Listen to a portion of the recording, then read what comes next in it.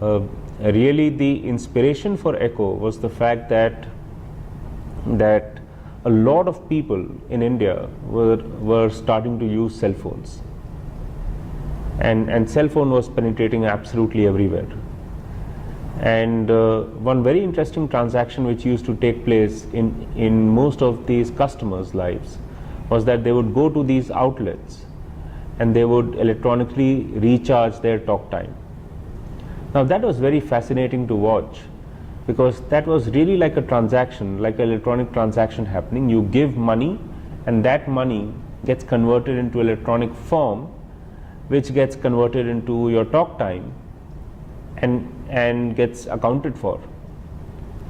So that was very fascinating, and we said that can banking, payments broadly happen in a similar manner for a lot of people who have access to cell phones but don't have, say, access to formal financial instruments. What really worked then was that sort of a solution was completely befitting the context of ultra low cost handsets and the literacy and the way people were used to certain transactions. So that's how I would place Echo amongst competitors. So we globally nobody had a solution for doing a secure financial transaction using just number dialing, and that's what Echo brought in, which meant people could start using the service with just nothing. You could take the phone out of the box, start dialing, and that's it. You don't have to do install, you don't have to download, you don't have to buy yourself another equipment, worry about power backup. Now power is a very important consideration.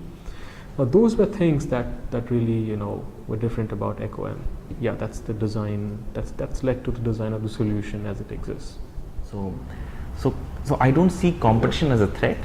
I definitely see Echo not producing good products as a threat, and therefore it's extremely important to have great people, great working environments, to making sure that some of these things are able to blossom very, very nicely. So that's something internal. As far as external things are concerned, because we are in a regulated space, regulations do play a part. So it is a threat, and however, while it is a threat, in India in particular, what is happening is that since we started Echo in 2007 to 2013, while the regulations may have had its effects on the pace of development of the industry, at how fast the industry has grown, but every step that the regulation has taken has been in the positive direction, which is great. So regulation is there, and then as far as the current shape and the manner in which businesses are done, we have banks and we have mobile network operators, and we have RBI and Visas and MasterCards that we interact with, and so it's a question of how does Echo create an extremely strong value proposition for each of these stakeholders, and far better than the competition what they're trying to create, and make this happen.